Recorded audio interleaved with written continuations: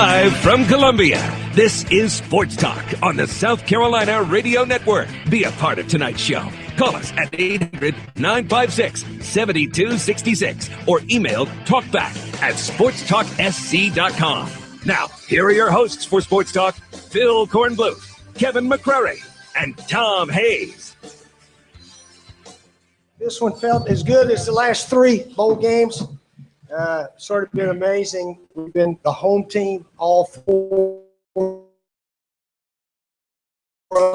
Happening for us seems like late in the game there. We really wanted to go out on a bang and a big win and against a big name program. And, Miami gets a lot of recognition and they got a good team. But for our guys to play together and the whole 60 minutes, just play great together, I think that was big for us.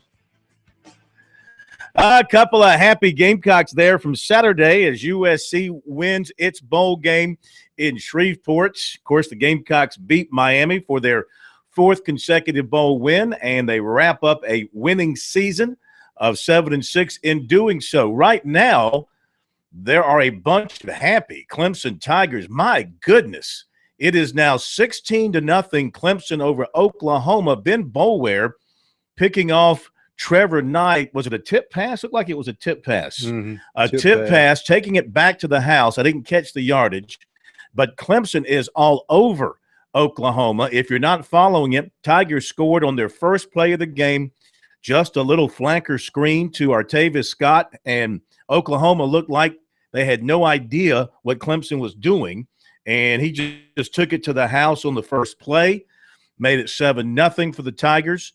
And then Clemson gets a field goal attempt, and they miss, but Oklahoma was offside, so Lakip gets another shot at it. He knocks it through. That makes it 10-0, and now the pick six for Boulware, 17-0 pro. And Tigers playing with a lot of effort and emotion. You're already hearing it from the ESPN announcers, the old who wants to be here mental approach to this bowl game. Yeah, it's and that's a big interception for Clemson because Phil, of course, they had another interception on a short attempt at a screen, and Clemson got nothing out of it. And then you thought they were playing with fire because it was still only 10-0, but that interception puts them back on schedule. And apparently Brent Venables has remembered a lot of Oklahoma's offensive playbook because they're sitting in the backfield waiting for that screen, and they've been successful on at least two occasions to pick it off. Clemson looks extremely well prepared here in the early going, and Oklahoma looks like they spent most of their time in Orlando at Disney World or over at the Space Center or by the pool. They don't look energized at all. They look flat-footed. Clemson is out-athleting them in every aspect of the game so far. It's late in the first quarter. Tigers up 17-0. Kevin McCrary is there, and we will check in with K-Mac after the first timeout of the program. Now, our phone number, 800-956-7266. Email talkback@sportstalksc.com. As we all watch this game together, we can talk about the ups and downs, and also, of course, want to hear from Gamecock fans. Did the defense save itself with that performance on Saturday? I know they gave up over 400 yards. They bent quite a bit, but they came up with the big plays when they had to. Should Spurrier leave the defense alone based on that?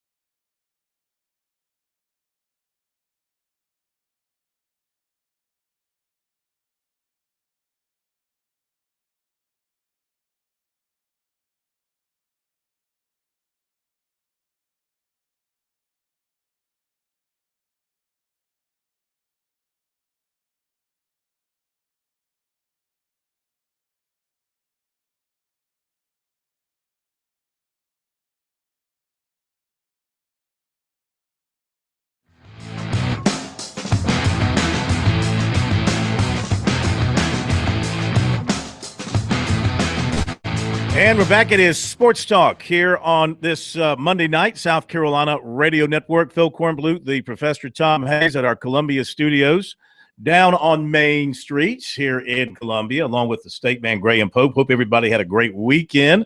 Certainly, if you're a Gamecock fan, it was a great weekend. You got that bowl victory. You end the season on a high note. You avoid a first losing season under Steve Spurrier, and you win a fourth straight bowl game. So while South Carolina came up short on almost all of its preseason goals, it did extend a couple of things. The winning seasons under Spurrier, though he did have a 500 year in there, but no losing seasons, and a bowl streak now of 4 in a row, which is something they can hang their hat on, and improved play by the defense for the most part. I thought the South Carolina defensively played with aggression, with reckless abandon, played more react than think, as they did through much of the season. Seemed like the players had a good feel on where they were supposed to be. Miami had a hard time getting receivers wide open against South Carolina secondary. I thought this might have been the best overall game by the Gamecock secondary in terms of being near receivers. Receivers made catches getting hit right away instead of having plenty of room to run. Now, obviously, Duke Johnson, who is a great running back, you can see that he has got NFL written all over him, and Mike Davis does not. Now, Mike Davis might make it in the NFL, but from what I've seen of Mike Davis, and especially watching the bowl game, unless he just blows it up in the combines and impresses everybody out the yin-yang, I can't see Mike Davis being an early NFL pick. I think he would truly benefit from another year in college to learn how to hit the line hard instead of dancing in the field. You know, when you're in the shotgun and you're the running back and you're 7 yards behind the line, they hand you the ball and you start with the happy feet before you get to the line. Well, that catches up with you. And I think that's what has caught up with Mike Davis. Duke Johnson and Mike Davis, looking at them head to head, not in the same category. Not in the same category. I will say this about Mike Davis. Way over Duke Johnson. The kid can catch the football. He did, made a nice touchdown catch. That guy can catch the football. There's the key that will get him in the NFL, because running backs who can catch the football in today's NFL are the premium, because let's face it, they are devaluating the running back position anyway. Mm-hmm. So any value a running back has, it has to be as a blocker during the blitz and a pass receiver out of the backfield. Well, look, I mean, Mike had a nice career at South Carolina. Is going to finish well up on the all-time rushing list at South Carolina. Did not get a second straight 1,000-yard rushing season that he was hoping to get, but had some big moments at South Carolina. But somebody pointed out to me at the bowl game that in his 3 years, of course, he didn't play all that much as a freshman, but in his 2 years where he played a great deal, the last 5 games of those seasons, he didn't do a whole lot running the football. So I don't know what that means. Take it for what it's worth. But I saw an NFL running back in Duke Johnson. Yeah, that guy is smooth. He flows, and he hits the hole, and he goes. I didn't see that in Mike Davis. We want to talk about USC's win over Miami. Well, if you haven't heard some of the post-game comments, we'll bring that to you as well. But right now, let's head to Orlando, where the first quarter is in the books. K-Mac joins us from the Russell Athletic Bowl, and I tell you what, Oklahoma's lucky it's not worse than it is, K-Mac. That was just a complete domination by the Tigers in the opening quarter. Yeah, I mean, that's the understatement of the day for sure. 17-0. Clemson, Oklahoma has 31 total yards. They have 2 turnovers. It's just been a train wreck for Oklahoma, really from the opening kick to now, and they're just hanging on for dear life. And the way Clemson's defense is playing right now, 17 points, probably feels like about 700 to the Sooners. It's hard to see the way this game's playing out right now, how the offense is going to be able to make up that kind of difference. Clemson's just pinning their ears back at this point. Just total domination by the Tigers. Yeah, and Clemson looks like from the opening bell came back that they are excited about being there, excited about playing Oklahoma in this game. They're playing with a lot of intensity on defense, and Brent Venables has done a terrific job thus far show that he has his defense well prepared for what Oklahoma will try to do.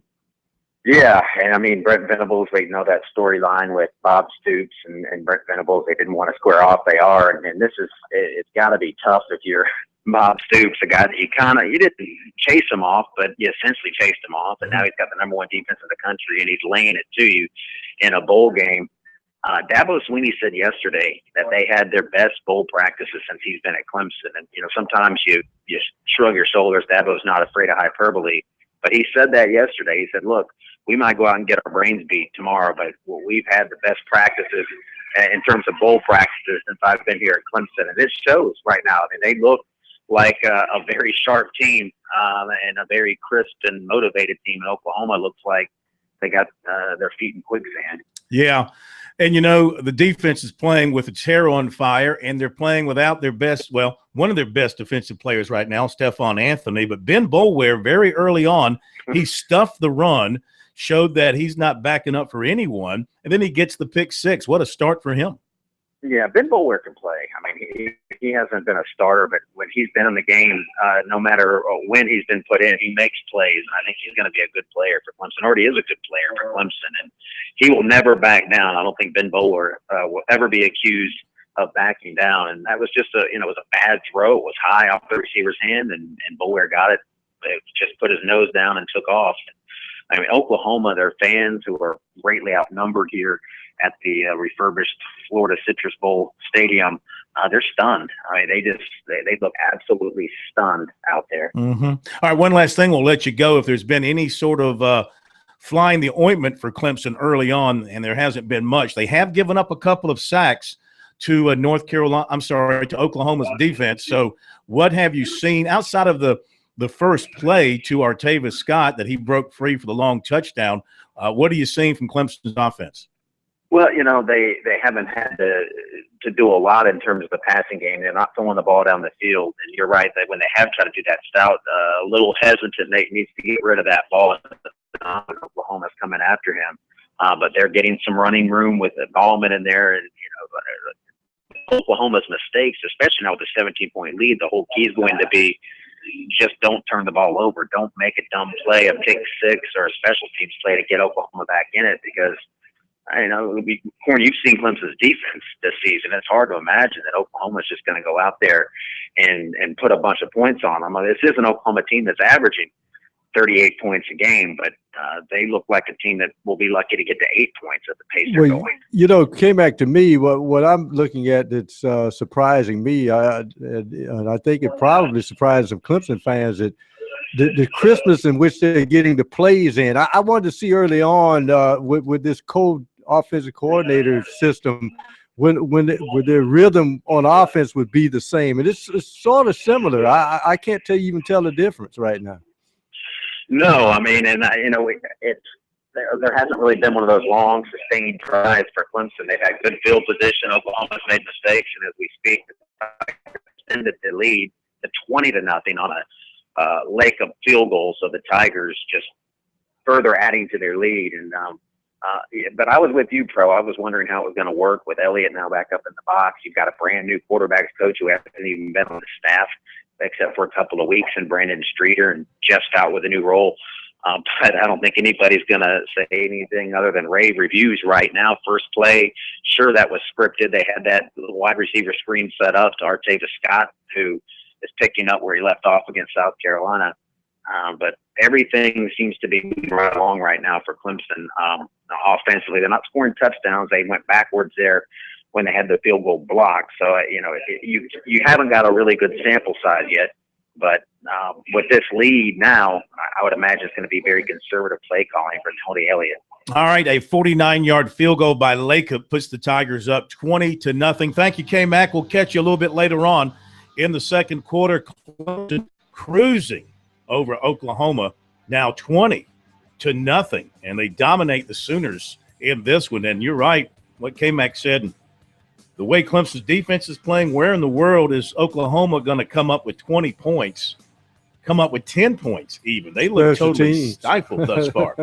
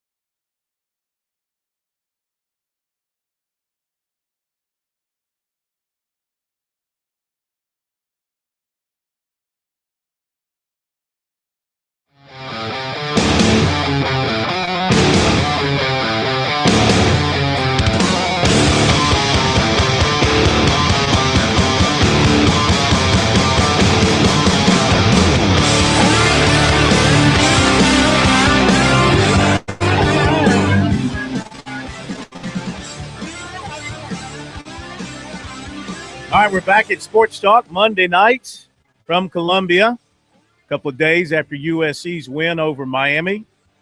And we're watching Clemson take apart Oklahoma 20-0. Your thoughts on that game, your thoughts on the USC win as well, 800-956-7266 if you want to join us. Later on, we'll let you hear what Steve Spurrier had to say after the win on Saturday. Also, some comments from Lorenzo Ward, Dylan Thompson, and the two linebackers, Jonathan Walton and Sky Moore. It was an absolutely miserable day in Shreveport Saturday. It wasn't as bad as Birmingham a few years ago or when Clemson played that same year in the Music City Bowl. I covered both of those games within a couple of days of each other. I remember walking into the stadium in Nashville. It was 29 degrees before kickoff for that one. And then by the time I thawed out from that, I was in Birmingham, and it was even colder. Now, it wasn't that cold in Shreveport, but it was cold, and it was windy, and it was wet, and it was overcast, and it was nasty, and it was ugly.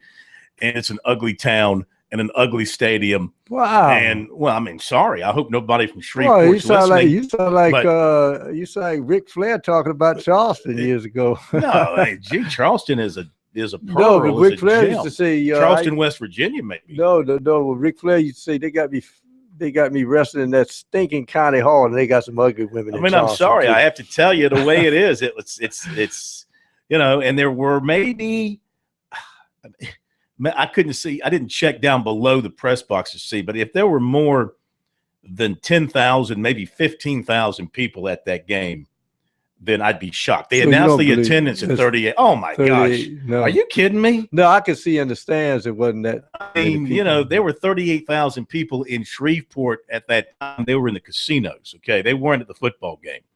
No, there were not 38,000. There weren't 28,000. There weren't 18,000.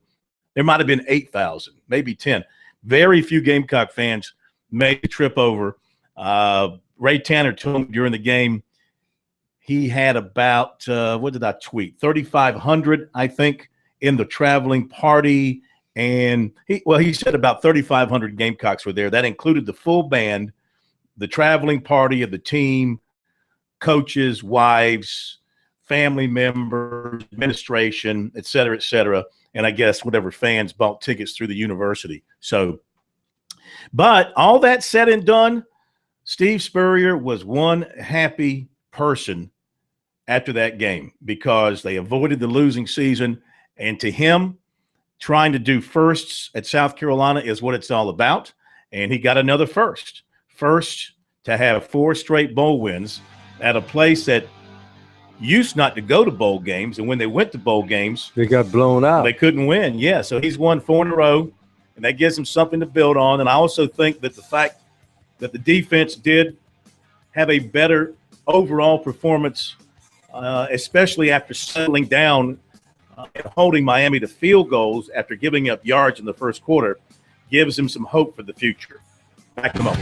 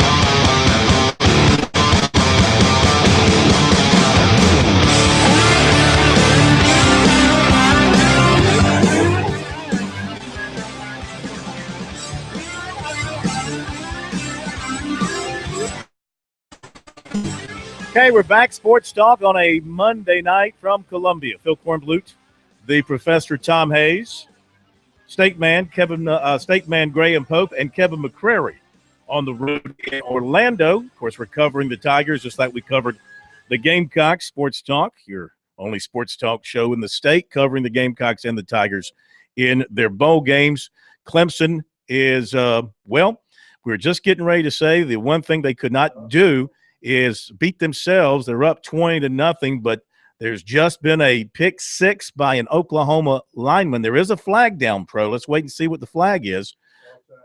You think it's offside Oklahoma? They've already hurt themselves once. No, I think it's shift, illegal shift. Okay, we'll see in a moment. Let's don't jump the call here. They've already hurt themselves once with an offsides when they forced a missed field goal, and Lakeip got another shot at it, and he made it. Yes, offsides Oklahoma. I was right. I told you. Offsides Oklahoma. They get a pick six from a defensive lineman, wiped out by an offsides call. It's Clemson's night. What can you say? It's Clemson's night at this point. Of course, they're making it their night. You know, they're playing extremely well. But this is the sort of thing, and K-Mac mentioned it in the report a little while ago. That was Cole Stout throw. It got batted up in the air by the Oklahoma lineman, and he picked it out of the air and took it in for the touchdown, but it's not going to count because Oklahoma jumped off sides. So now, psychologically, that is a huge blow for Oklahoma because they're figuring now, hey, we're only 2 scores down, and watch this Clemson to take this in. If they take this in, this game is over. Yeah, and Clemson gets a first down out of it too because it was a third and short. And but I will say this: Oklahoma is getting pressure on Stout, and they sacked him again on this particular series. They are getting pressure on him. His down the field passes have not connected. He's hitting the short passes. He's hitting the swing passes. He just missed having another one picked off down the middle of the field right there. He's living a charmed life tonight. Yeah, I'm telling you. But I'm just saying, you know, right. Of course, it's hard to take your foot off the gas right now and try and run clock when you still have basically 2.5 more quarters to go. But if Clemson doesn't mess it up here, they're going to come away with at least a field goal. They'll be up 23-0 at least. And they always say an offense should have 4 to 5 drives during a game. And if you can go up 4 scores with that defense, you think you got everything under control. All right, so it's all Clemson right now in Orlando. We'll check back in with K-Mac in a couple of minutes. Now, Saturday, USC fell behind early to Miami, had a great second quarter. I mean, they looked really good in all aspects of the game, offense, defense, and Clemson is just scoring again as I'm talking. Did he step out of bounds? Did he step out of bounds? Let's see. That would be Mike Williams unless he stepped out of bounds. And they're calling it a touchdown right now. They're calling it a touchdown on ESPN. This would make it 26-0 for the Tigers as Williams. Yeah, he's in. He's in, yeah. He breaks a tackle after the reception, dives in, gets the pylon. I don't think he got Wait a minute. Did he go on the other side of the pylon? Yeah. Inside or outside the pylon? I'm pretty sure he was inside looking from here. Yeah. Well, of course, they'll review it. All scores are reviewed. But right now it's 26-0 Clemson. This game is over. Yep. So we let's see now. Who did you – I picked USC and Clemson to lose. How stupid am I? What'd you do? I picked USC to win. I think I picked Clemson to lose a close one. I think that's how I picked it. I was thinking all of us picked both in-state teams to lose. I know I did. I think K-Mac did as well. Yeah, maybe Pro had one, but most of us picked both of them to lose. Well, but the point is, I thought South Carolina did exactly what I thought they had to do mentally, Phil. Whenever they gave up a big run from Duke Johnson, they had selective amnesia and just thought, next play, next play, next play. Whereas during the season, they seem to hang their heads when they give up a big play and end up, running into an deluge. Well, they're making us look like ignoramuses at this point because the Gamecocks won their game and Clemson, they should be in the playoff the way they're playing right now. You know, they win this game. That's what they finish 9-1. They win 9 of their last 10, I believe, to close out the season. They're going to finish. Right now, they're ranked 18th.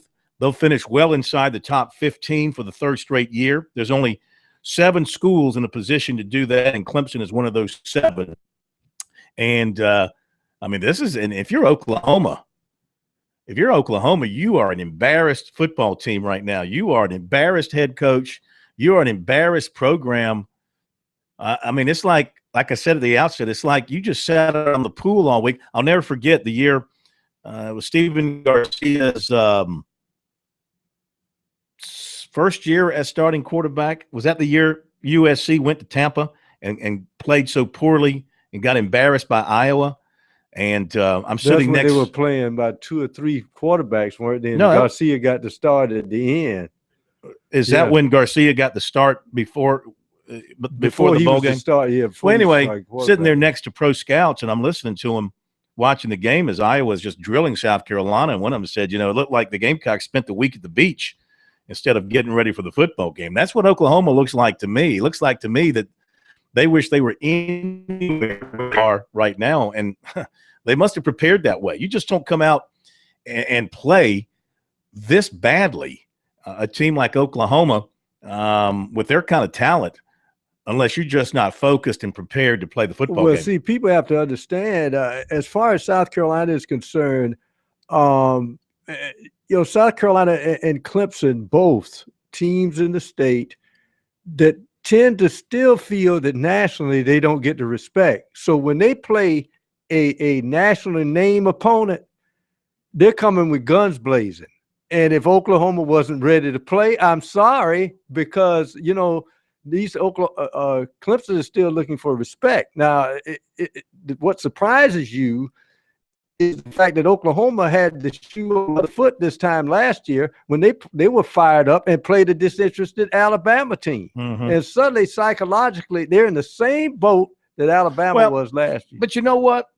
I think maybe it's time we just all shut up about Dabo Swinney and the kind of coach that he is and give him his credit, because look back.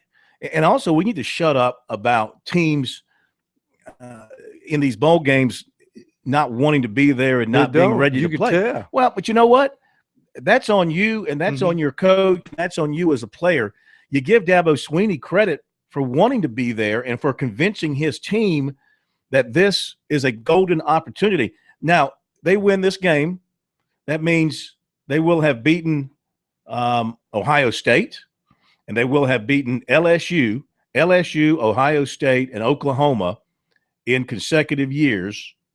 When was the West Virginia? Was West Virginia in there? When was the West Virginia? I think that would have been was 2011. That would have been before. Yeah, because this will be their third straight bowl win. Yeah. So since they lost that game to West Virginia, that embarrassing night in the Orange Bowl, where it just got away from them, this will be their third straight bowl win, and it will come against LSU, it will come against Ohio State, and it will come against Oklahoma. That's what I've been saying. Both of these teams, South Carolina and Clemson, when they get into a bowl game with a named opponent, are still nationally looking for respect. So if you're saying LSU, this would be Oklahoma, Ohio State, then you look at South Carolina, it's Michigan, Wisconsin, Miami. These teams have names, and so Clemson and South Carolina are going after these people in bowl games. It is an absolute embarrassment what Oklahoma is doing out there. Now, on the kickoff, two guys, their safeties, unbelievable, watch each other and let the ball hit the ground between them. And like the 5-yard line, then one of them falls on the ball. It's a complete embarrassment for Oklahoma. And, I mean, even if they were playing well, Pro, I'm not sure they could beat Clemson the way Clemson's playing right now. And I'm telling Clemson right now, if it's 55-0, it's not your fault. But do not take your foot off the gas. Don't do it. I don't think they will. I think Tony Elliott and Jeff Scott want to create their own impression of themselves going into all practice and next year as a new offensive coordinators.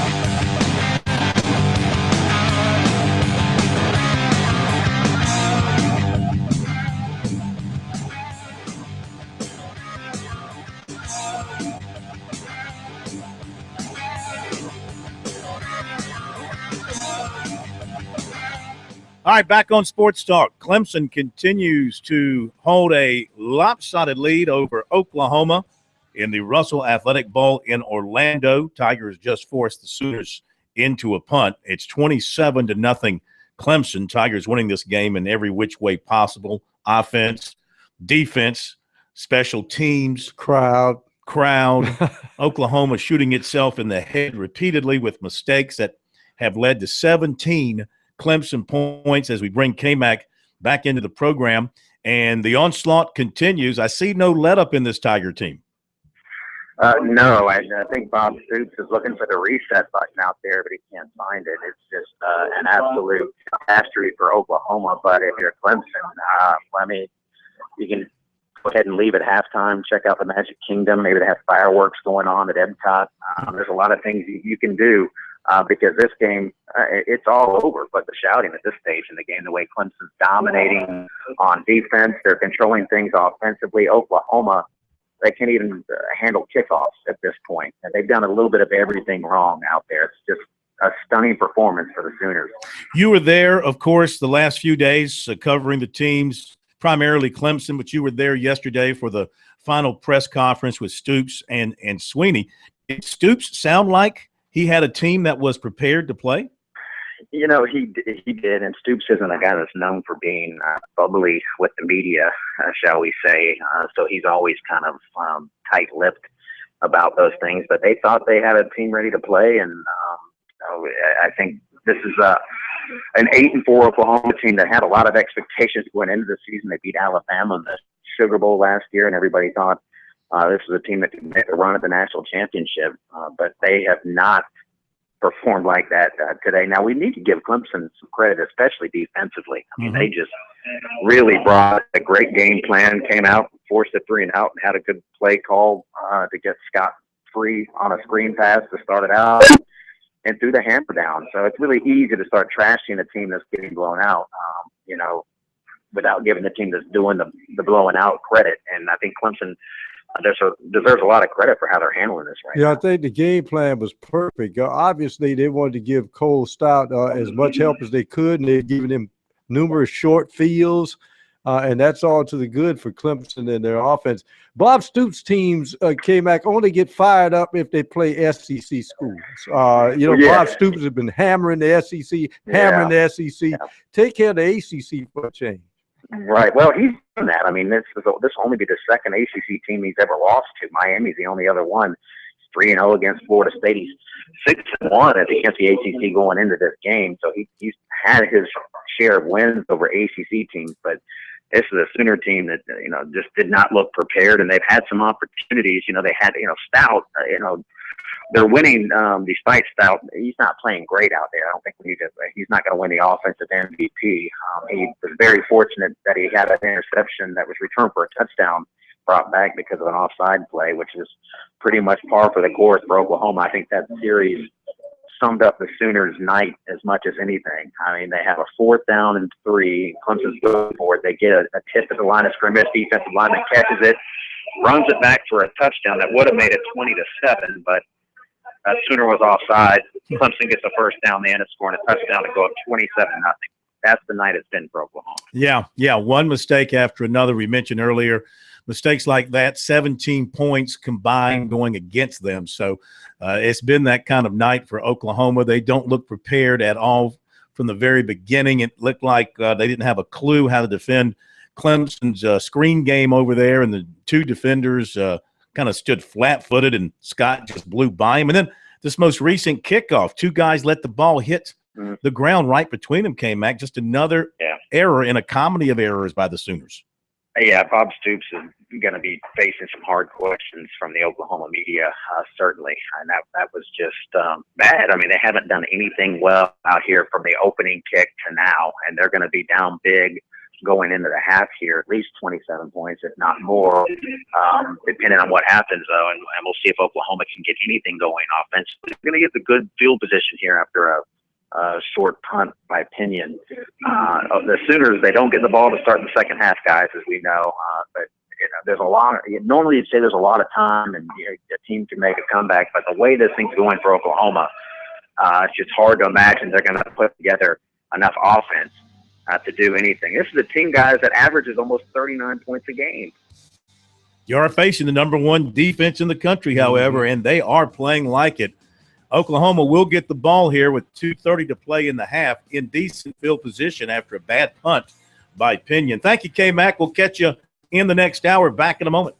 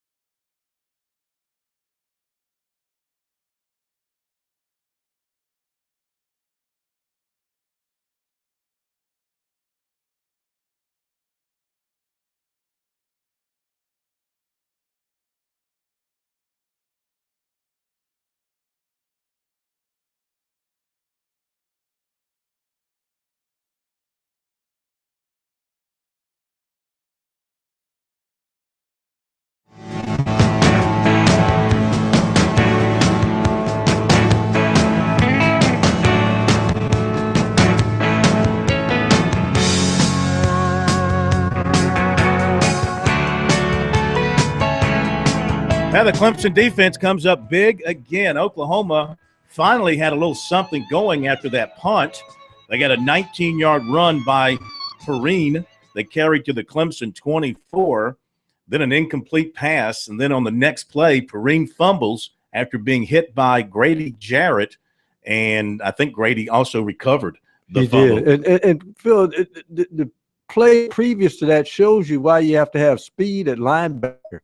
If Tony Stewart doesn't make that shoestring tackle, they're in the end zone for a touchdown. Mm-hmm. Then he stops makes a touchdown-saving tackle. Then they get the fumble on the next play. So the clock is starting to roll inside of a minute. I would think if Clemson is smart here that they're going to put the brakes on things and let this clock run out and go into the halftime up 27-0, and they'll get the ball to start the second half. Mm-hmm. So, if you're Dabo Swinney, what do you say to him at halftime?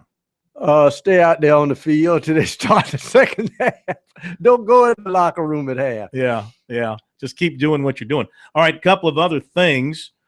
Frank Martin met with the media today. We weren't back in town to attend that. The Gamecocks have a game tomorrow night against North Carolina A&T. But one thing he did say is that freshman forward Shameik Shepherd, who suffered a torn ACL in the summer, is a month ahead of schedule in his recovery. He practiced Sunday and Monday with a knee brace, did not experience any issues. So Martin said it's possible he could play for the Gamecocks this season.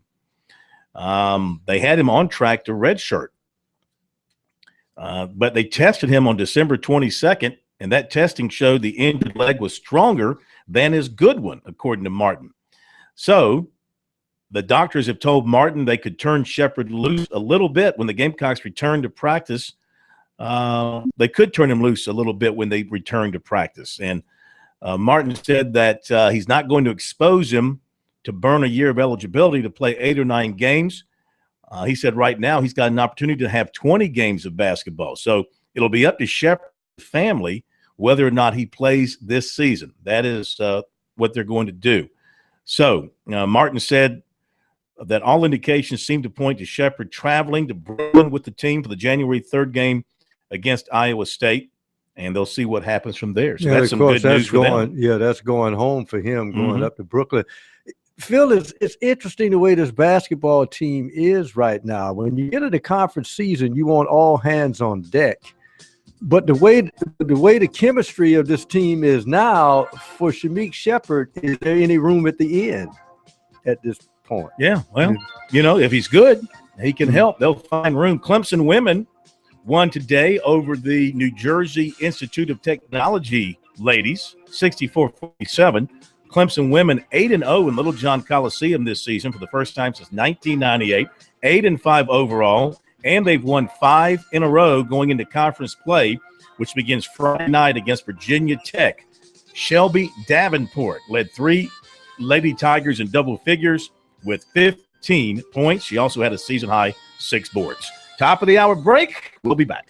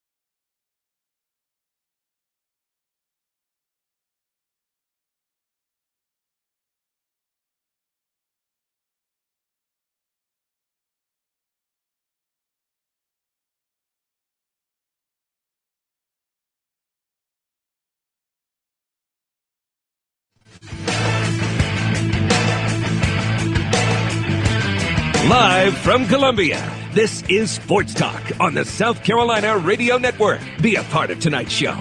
Call us at 800-956-7266 or email talkback@sportstalksc.com. Now, here are your hosts for Sports Talk, Phil Kornbluth, Kevin McCrary, and Tom Hayes.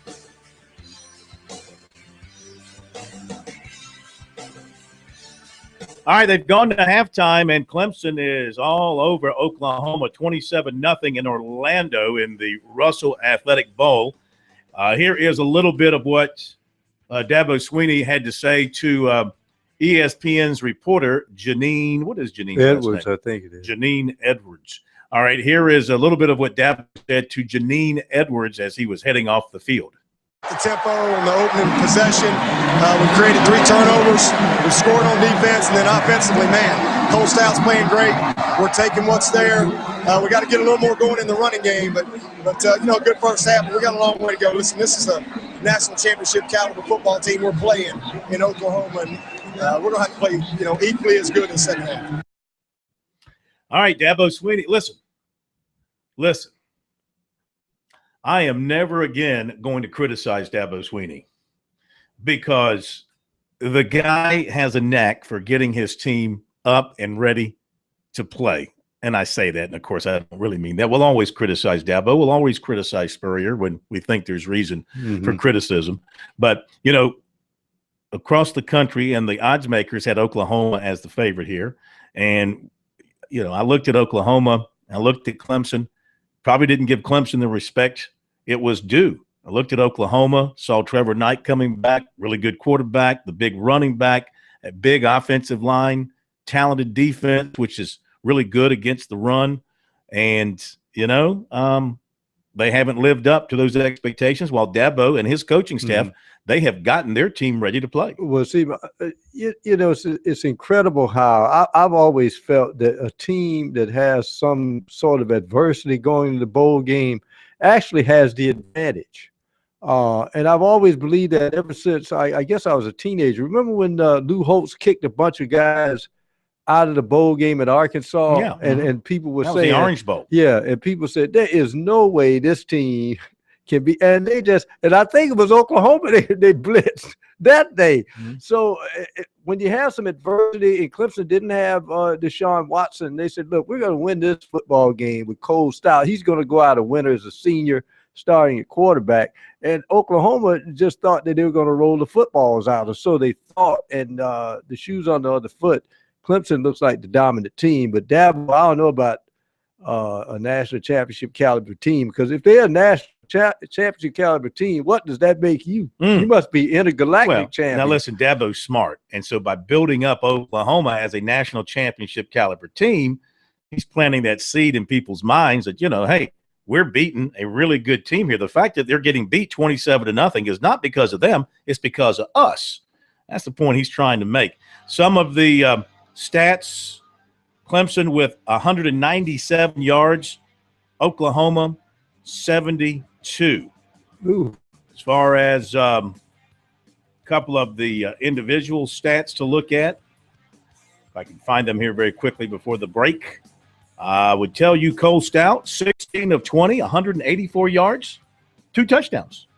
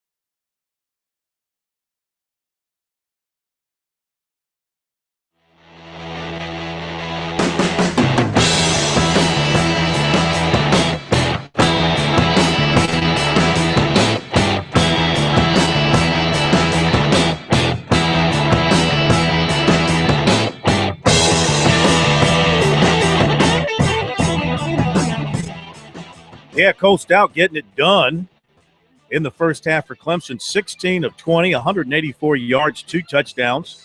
Wayne Gallman, 14 rushes for 35 yards. And Artavis Scott, 6 catches, 95 yards, a touch. Mike Williams, 6 catches, 54 yards, a touch. 3 catches for Adam Humphreys and 17 yards. So, all Clemson, what can you say? Tigers got it going their way tonight in Orlando. Now, in Shreveport on Saturday, South Carolina, it was the kind of game that South Carolina's won in recent years with Steve Spurrier. Just enough offense and rely on your defense to help you win. And the games they gave away this year, because you felt like it was going to happen in the fourth quarter again. I will say this, though. One thing this defense was not good at. This defense was not good at going out in the fourth quarter after your offense got a score and kind of put the game away, apparently. The defense was not good or capable of going out and slamming the door. This happened again Saturday. USC scores. They go up. It looks like it's a comfortable lead.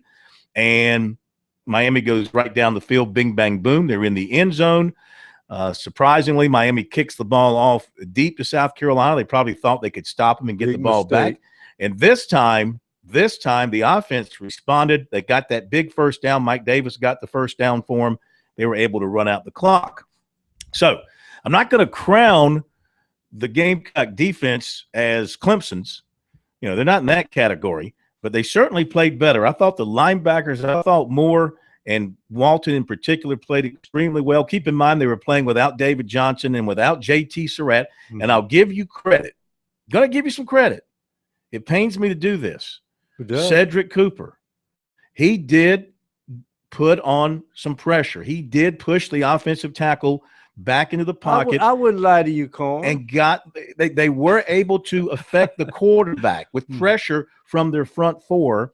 In fact, I think Walton said after the game, first time all year that the defense, felt like they had gotten into the head of the quarterback and made him uncomfortable back there. So, and I thought Cooper had an excellent game in terms of being able to do that. So Steve Spurrier avoids his first losing record at South Carolina, and he extends the bowl winning streak at South Carolina to 4, and that's a school first. And obviously, he was a happy dude after the Gamecocks got that victory. This one felt as good as the last 3 bowl games. Sort of been amazing. We've been the home team, all 4 of them. We got to wear our garnet on garnet. Something good keeps happening for us, seems like late in the game there. So it was a wonderful win for us, get to 7-6. These senior guys, Dylan and his buddies, have been here the last 4 years, won 40 games, 33-7. So it was a nice finish for our guys to actually win 3 of our last 4. So proud of the team, a heck of a game. Of course, Favreau made some big catches. Dylan had some good throws all over the place. Had a few sacks. He should have thrown it away. But other than that, it worked out. The last sack was a good sack because we consumed 5 seconds. And we finally made a first down to win the game at the end. When we scored with 4:13 left, a lot of guys said they're a running team. They can't throw it. And I said, no. I said, they were onside kick. We'll have to get it and make a first down. You wait and see. And I hate to predict like that, but they decided to kick it deep. And fortunately, we finally made a first down at the end of the game to put it away and consume the clock up. So really happy for our players, happy for the Gamecock fans that came out here. And to finish a winning season was just really, really super for all of us, and especially all the players. So you see something there that kind of break? Well, we were sort of, I tell you, every now and then we think we can run the ball. Oh, man, we can run the ball on these guys. Okay, let's see. And we didn't run very far at all. So I finally said, we're going to chunk it down the field and see what happens. So we started chunking it down. And big second quarter, obviously, to hit a few balls here and there. Scramble play, Dylan to Mike Davis made a super catch in the end zone. Huge play in the game after getting a holding penalty to have a touchdown called back. So we had a lot of big plays, no question about it. Hung in there. Defense had a lot of good plays, a few bad plays here and there. The little short pass, we missed the tackle, let the guy run another 50 yards. I hope we can quit doing that someday around here, but we didn't do it very well this year. So anyway, Sky Moore had an excellent game. Pharaoh Cooper, all of them. John Walton, although he got a careless penalty after making a tackle, right? Oh, yeah, Jordan. Oh, that was Jordan. My bad. My bad. 28. I couldn't take the blame for that one. 28-42. My bad. It was Jordan. My bad, Jonathan. Jonathan had a heck of a game. Thank you. All right. Hey, 7-6 or 6-7. Miami, obviously a team with a bunch of national championships. You know, one of the guys said, man, we've been fortunate enough to beat Miami, Michigan, Nebraska, and Wisconsin. And I don't know how many national championships Wisconsin's got, maybe one or so, but we beat some big name teams the last 4 years, and pretty neat. We got one school record this year, Rick, 4 bowls in a row. Put that on TV, will you? So, this team has not got shut out from everything. Steve, how big is this as far as building momentum? Yeah, a lot of boosts for next year. A lot of boosts for next year. I mean, 7-6. All the guys committed. You know, watched our guys hang in there and make some plays to win the game. So it's a boost. It's a boost. Shot in the arm, energy. I told our guys off-season workouts now are going to have a little more pep to them, a little more fire, a little more. Let's get after it. I told them we got to be a more physical, faster team next year. We're not a real fast team overall, and not as physical as we need to be. So we'll try to do that. If we can do that next year, we'll hopefully have a little bit better chance. Steve, you expect this from Pharaoh? Oh, he can make plays now. Yeah, we know he's a playmaker. We couldn't spring him for any runs out of the backfield. I don't know what our yards per carry were, but they weren't very good. But we did make some passing yards. Our defense, Jonathan here made a whole bunch of tackles, and Dylan did complete 22-34, pretty good for 294 yards. And that one to Demir was just the last second. Coach Manga said, "Don't underthrow him because it's downwind." And don't overthrow it. He said, "Don't overthrow it." So Dylan had it just a hair. It's a beautiful pass. Look like he's going to be perfect. And the Miami kid just barely tipped it. He made the play. You put a lot of time into preparing. What have you seen them prepare for Miami? Well, actually, we spent less time on this one than the others. Our players had finals. We traveled around recruiting. So we did 2 weeks, which is plenty. You don't need more than that, really. So we had 2 weeks practice. We usually have 2.5, maybe 3 sometimes. But we had a similar plan we always had. Obviously, we didn't run the ball very far, but it worked out. Actually, they had more yards than we did, as it turned out. Titles? Yeah, coaching staff. Oh, and the month to come. Well, right now we finish up recruiting. We finish up recruiting with all our guys, and if something happens down the road, we can strengthen our staff somewhere. Then obviously I got to look at that. But right now we'll enjoy this win, and we'll call our players and hopefully keep all of them coming, and maybe pick up 1 or 2 after this win. All right. Ask these guys some questions. Just one question. This is your second trip to the Independence Bowl. Sure is. And you lost the other one. Mhm. You win this one. How sweet is this? And this is SEC versus ACC. You know, I don't get into SEC versus ACC. We never even talk. You know, they got good teams. We got good teams. You know, whoever plays the best that day is going to win. Obviously, they could have won, or we could have won the game. We made a few more plays as it turned out. But it's 7-6 rather than 6-7. That's huge. And going into the offseason, I've said all along, dang, these bowl games are about the most important game of the year, because you don't play again until end of August, September. So the fans, we all talk about this one for 7 or 8 months. And it's a huge game, and we treat it differently than all the other games. We got all the wives and kids and grandkids. And, I mean, we got a whole entourage. All the parents drive out here and hang out with players 9 or 2 before the game. So it's a little different in this guy. And we had so much downtime. You know, we're laying around all day yesterday.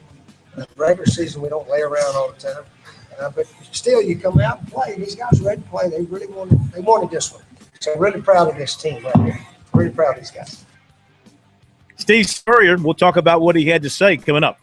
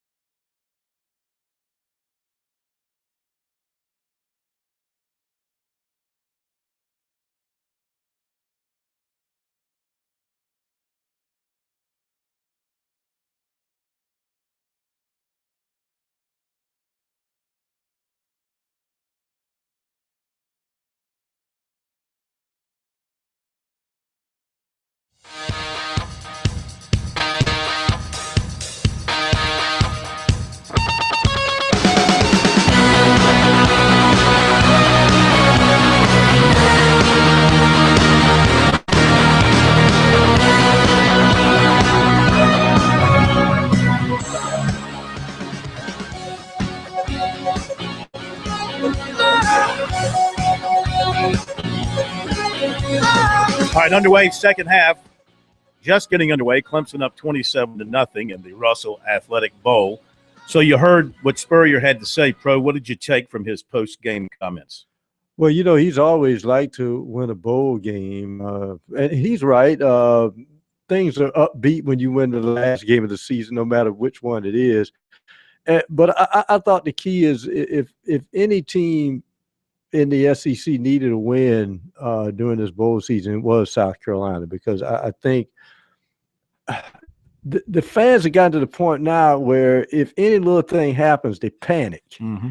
And you can't panic at this point in time. As I've warned people during the season, that if you have a hiccup but you trust your coaches, let them do their thing. If you always talk about getting rid of coaches or whatever, you forget that this is not the NFL, and you don't draft players. The guys who you're talking about firing have built relationships with high school coaches over their recruiting area for years, and you're tearing up those railroad tracks if you get rid of guys. The kids read about it, they see it on Twitter and other places, and they start to worry about, well, wait a minute, I've developed a relationship with coach. I may want to go somewhere else. So you develop a self-fulfilling prophecy with all the moaning and complaining, and then you start to lose recruits. So I think probably it'll be interesting. What I want to see, Phil, if he augments the staff, how does he do it without affecting long-term recruiting? Well, he's been saying help is on the way, and we'll hear a little bit of Lorenzo Ward, who says they've got to have pass rushers. And, if they don't mess it up, and Clemson's moving right down the field, by the way. Yes. If they don't mess it up, they still got some work to do in recruiting, but let's just say things hold together for them. All right, you've got Marquavius Lewis, #1 defensive end, junior college, coming in. You got Shameik Blackshear, who would have been probably the #1 player in the state this year had he not torn his ACL in the second game of the season. Depending on how his recovery goes, you may or may not have him. You've got Arden Key, arguably one of the top high school defensive ends in the country. You still have to work with him because he's got other visits planned. But I guarantee you, if Lorenzo Ward's not there, he's not coming to South Carolina. So if those three pan out, then you throw Dexter Weidman into the mix. And if they hold on to Quandeski Whitlow, another defensive end out of Alabama, help is indeed on the way. And all of a sudden, these coaches get a heck of a lot better when they've got that kind of talent to work with. Here's the question. Will Spurrier do anything with his defensive staff, or will he look at it as, I'm okay with the coaches, they're going to be better when these players get on campus? I almost think that if he does anything, Ellis Johnson will get his old position as assistant head coach for defense and come in. He and Whammy are very close.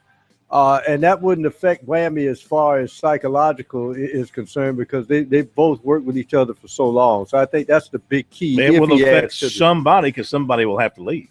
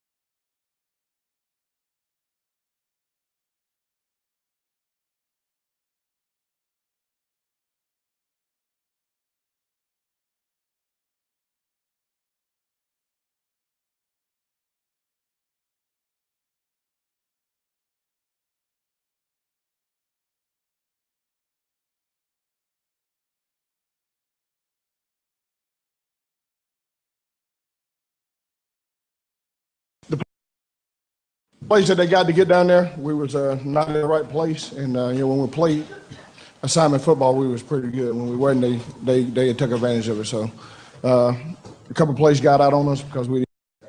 Yeah, if you've seen him play all year, you're gonna throw him the ball in big situations. He's a playmaker, like Coach said, and he works hard. He's always gonna be where he needs to be. And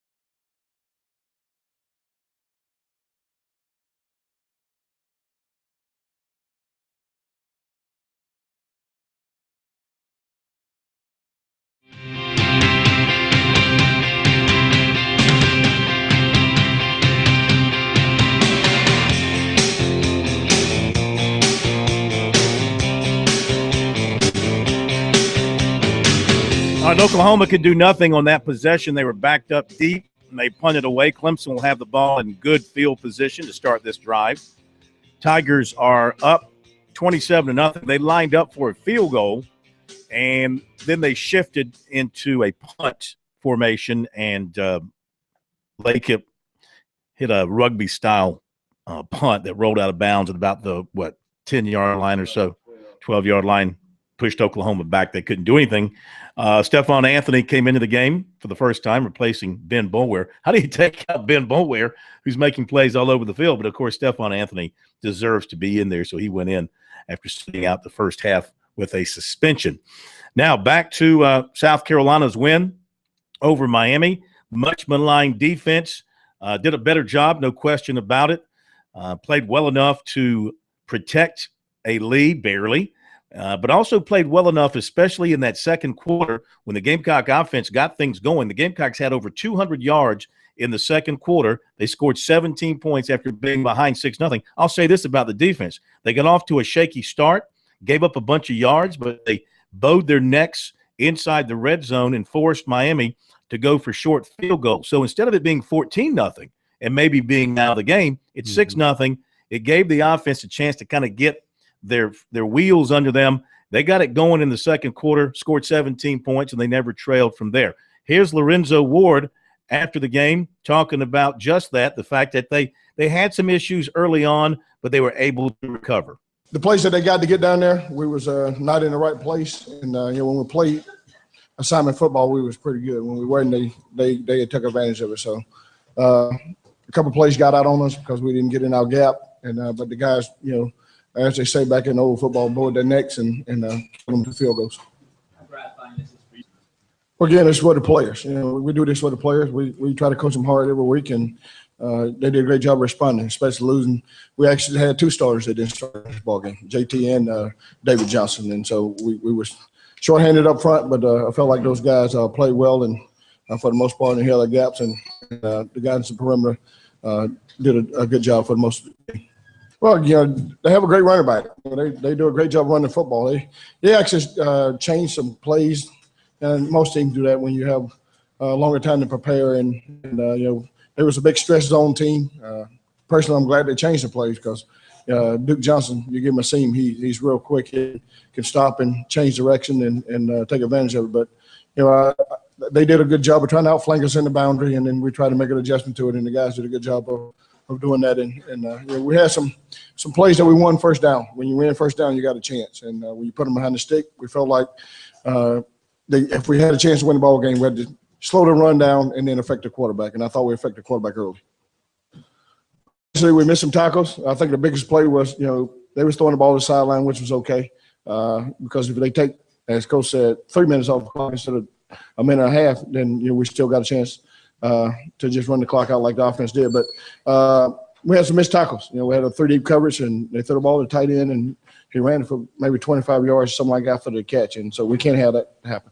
All right, Lorenzo Ward, some of his comments. He was also asked about what he will say to Spurrier when the two sit down to discuss the defense, and in particular, he was asked, does he want how was he asked, would he expect his staff to be back, the staff under him? And he said yes, he's expecting his staff to be back. He feels like it's a good staff.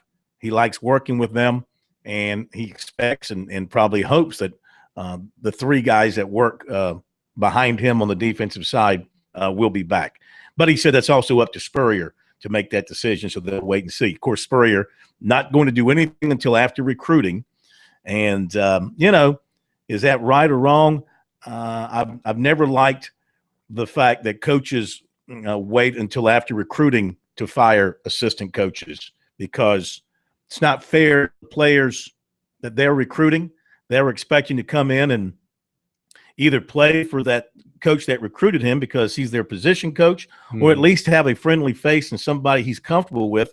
And that's one of the reasons that he signed with that school. So, I think it's poor of a head coach to do that if indeed Spurrier or any head coach intentionally waits until after signing day and then fires a coach or coaches knowing well in advance he's going to do that. I think that's very poor on the head coach's part. But the fans want that player. Who cares what the fans want? No, but the interesting thing is, obviously, a guy the fans will turn. Fans, they'll turn on the next coach. Absolutely. Too. I mean, right now, they feel fine about it. But as soon as the Gamecocks or any team, fans for any team, as soon as you lose that, you think Bob Stoops got a lot of fans in Oklahoma right now? Not right now. Probably not. Not right now. He's going to find.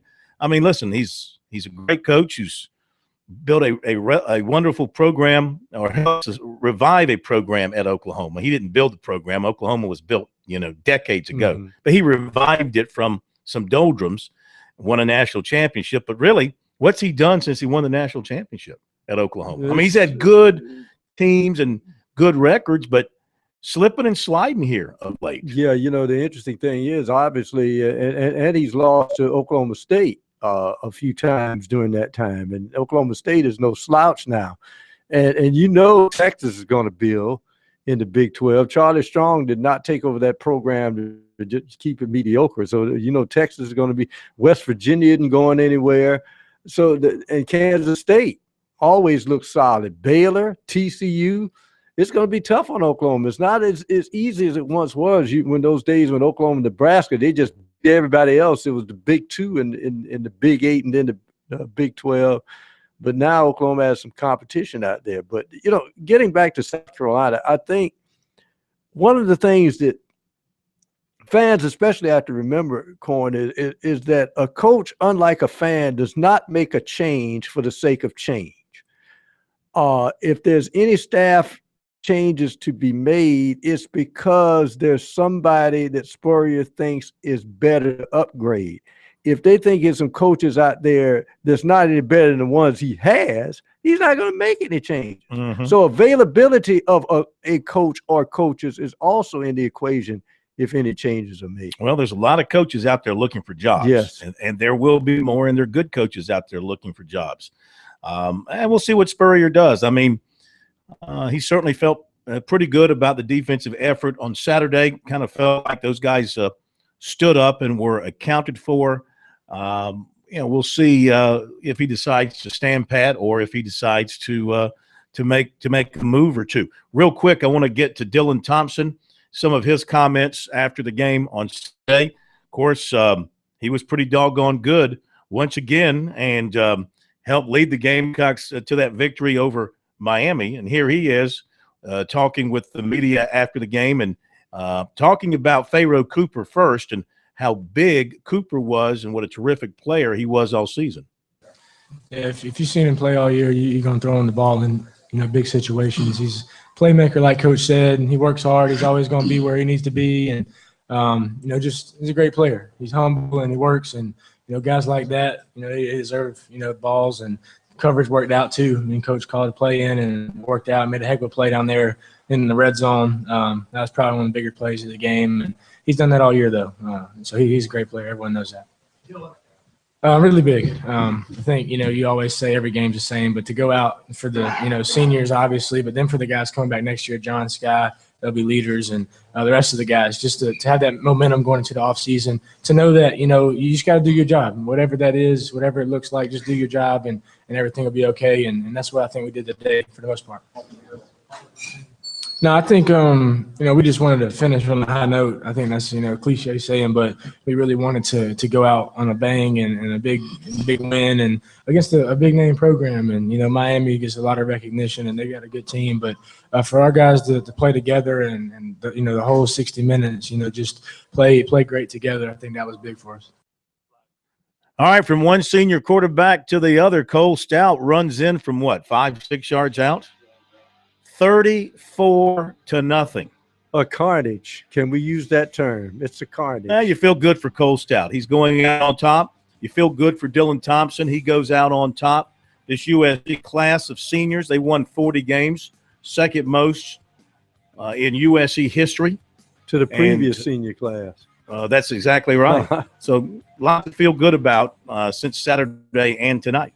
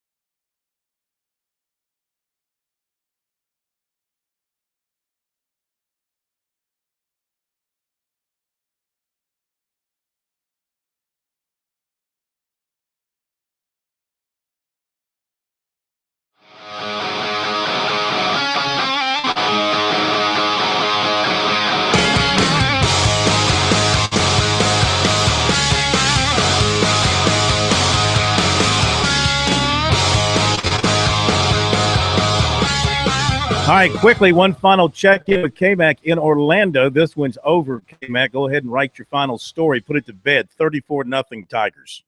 Yeah, I'm actually in line for Space Mountain now, so I haven't contained it. What happened? What's going on in the game? You guys watched it there on the monitors in the studio? Yeah, Cole Stout just scored. Yeah. I mean, this thing, it is absolutely all over, but the shouting Cold Stout, the latest to score from 3 yards out, 34-0 Oklahoma, lining up the punt. They just haven't been able to do anything offensively. This is a team, again, I just keep talking about it. They scored almost 40 points a game in the Big 12. They're a big team, Oklahoma. They have some big, strong linemen, but they're slow compared to Clemson. Clemson's just running circles around them out there, and it's not a fair fight. I mean, these two teams played 10 times. Clemson will probably win 10 times the way they're lined up out there now. All right, let's remind everybody that K-Mac's post-game work will be on the website, sportstalksc.com. Can't wait to hear what Bob Stoops has to say and, of course, what Dabo and the Clemson players have to say. So check it out in a little while after the post-game at sportstalksc.com. K-Mac, thank you, man. We'll see you tomorrow. Sure. All right. Kevin McCrary from Orlando.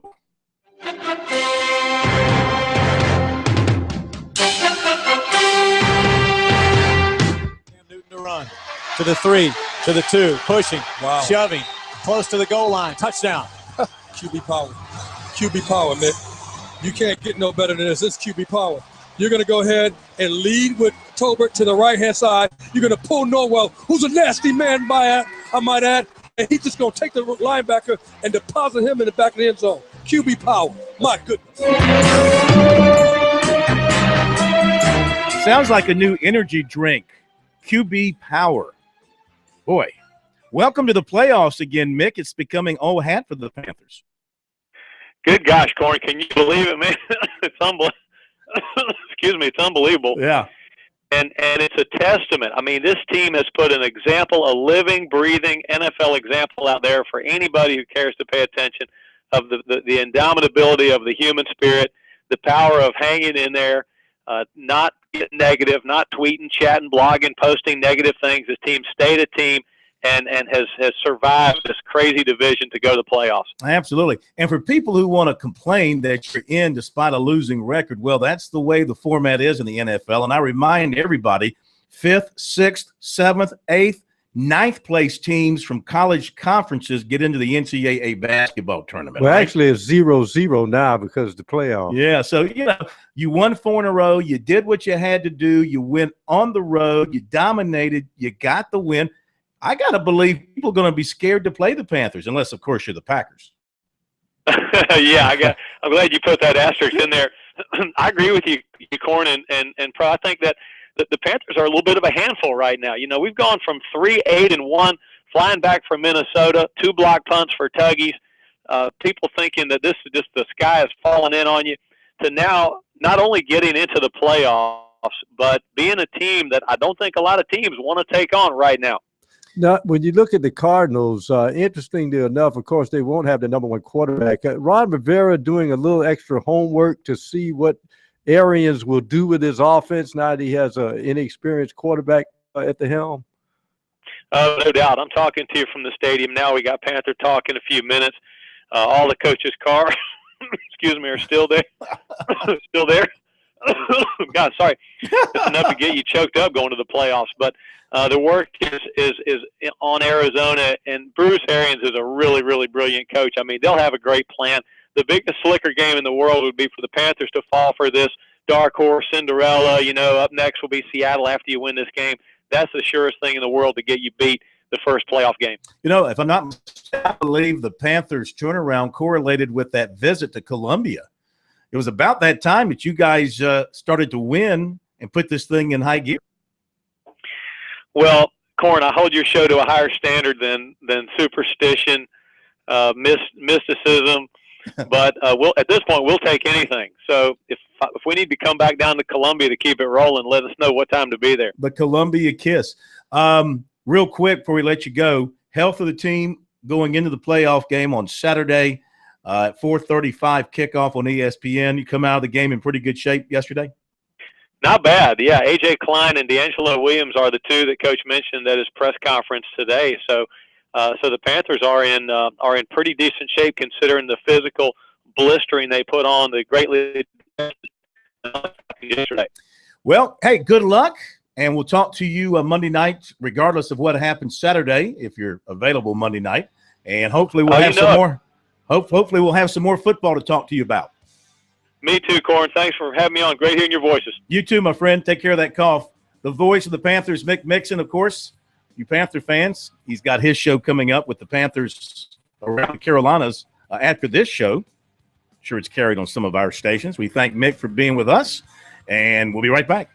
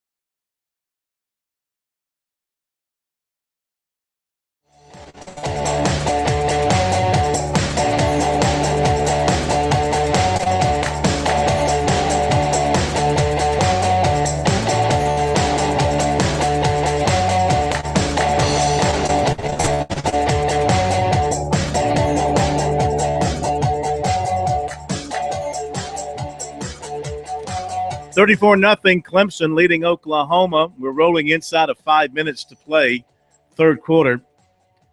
Truly, I'm astonished by what I've seen here, and it's about to be maybe 40-0 here in just a moment. Astonished at just how bad Oklahoma is in this game. I mean, just how they might as well have just stayed in the locker room, in the hotel, by the pool, because I think based on their performance, it's not to take anything away from Clemson because Tigers have played extremely well. This might be their best overall performance of the season. Maybe NC State. NC State, they were very good against NC State. Remember, they just shut down NC State with that defense and scored a bunch of points. But Bob Stoops we'll see how tough the Oklahoma media is on him after this game, and Mike Stoops and any other Stoops you want to stoop to, whatever level you want to stoop to. Especially when I understand. Yeah. I feel bad for you stooping to that level. But anyway, it's interesting because now you got Venables, a guy who moved out, which ostensibly you think he did to put his brother in, and it looks bad. And as Steve Spurrier said, people remember that last game for so long because you don't play again to next August. And boy, Oklahoma, I mean, they have to suffer through this thing. You go to the bank, Coach, what about that game, the last game? And you go on vacation. Hey, aren't you Bob Stoops, Coach Oklahoma? Yeah, but I'm on vacation now. But I just want to ask you a question, Coach. What happened to y'all? I mean, it's just going to follow them, especially through recruiting calls. Think about Clemson. C.J. Davidson doesn't fumble at Florida State. Mm-hmm. Watson doesn't go down against Georgia Tech. You might be looking at a team not playing now, but playing on January 1 in the real bowl games. That's how close this team was. Cole Stout, 22 of 29, 267 yards, 2 touchdowns. Wayne Gallman's got 55 yards rushing. Scott's got 8 catches for 114. Williams, 7 for 85. Trevor Knight, 8 of 22, 37 yards. Perrine's got 62 yards. Just complete domination. And now, well, let me remind everybody again, check out the post game on our website, sportstalksc.com. K-Mac will have complete coverage. And then tomorrow night, we'll start talking about the future. Where will Clemson be in the rankings come next season? Top 10, no question. Don't do like they did to South Carolina. You boosted them up too much because they lost so many people on defense. I hope they keep it in the top 15, I would think. I think they're going to be top 10 preseason. You got that quarterback coming back. You got those running backs. You got the receivers coming back. No, those defense not coming back. That's true. You're losing a lot of that defense. But Scott Pagano apparently had a very nice bowl practice. Dabo was very excited about him. He'll be stepping in probably. They always got players at Clemson. Just ask Dabo. Congratulations to the Tigers. Great performance tonight. Thanks for being with us. And we'll see you tomorrow night.